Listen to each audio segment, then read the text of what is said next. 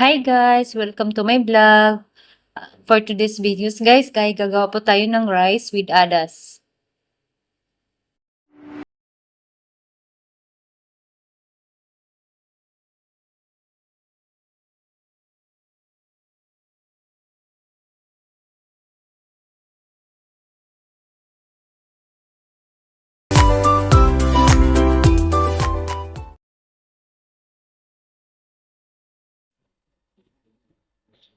Adas, saka rice, tomat, onion, garlic and ginger, and chili, lemon, kasbara, mango, may achar, o salt. Magluto na tayo. Lagyan na natin yung ating kaldero at painitin natin. Lagyan natin ng butter. So, ang gamit ko po is Pure G butter din ito siya guys. Masarap ito siya guys. So, nilagyan ko siya ng isang kutsara, mahigit isang kutsara. Then, onion natin. Lagyan natin yung ating onion na sinachop natin na malaliit na size. Cube siya. Size, sorry. Bulol-bulol na. So, i-mix natin siya hanggang mag-brown siya. Lagyan natin ng garlic and ginger paste. Ayun. So, mix lang natin. Yan, lagyan natin ng garlic and ginger paste para lumasa siya. Yan. Then, mix hanggang mag-mix yan lang lahat.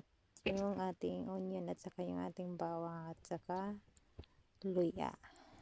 Ayan, lagay na natin yung iba nating ingredients, yung kamatis natin na chop din natin na cube size na mayroong balat. Hindi natin tinanggal yung balat niya guys. Ayan. So, mix lang din natin yan mamaya pag naihalagay na natin lahat. Yan. So, mas masarap guys kasi yung gamit ko na butter.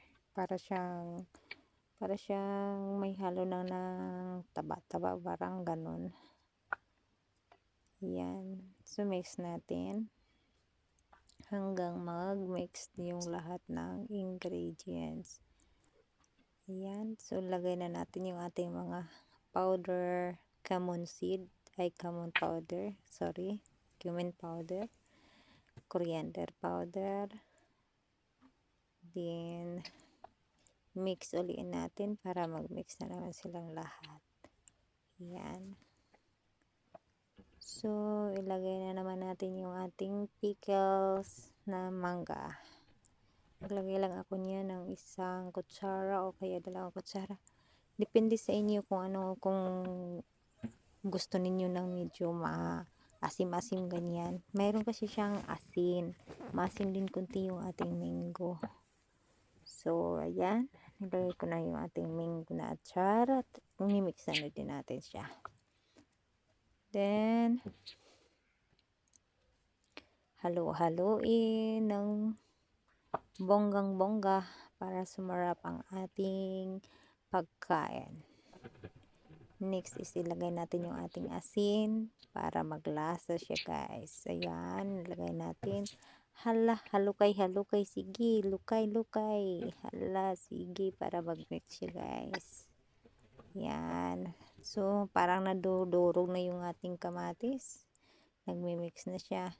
So, ilagay na natin yung ating adas or dal. Ayan. Yung adas ko guys is hinugasan ko muna siya. Tapos, binabad konti. Tapos, pag naglagay ka na, syempre, tanggalin mo yung tubig. Ayan. So, yung adas lang ilagay natin. Ang i-mix natin. Walang halong tubig guys ha. Yan lang. So, mix natin siya hanggang mag-mix yung lahat. Then, ilagay natin yung ating bigas. Ayan. Haluin natin siya ng maigi para mag-mix silang.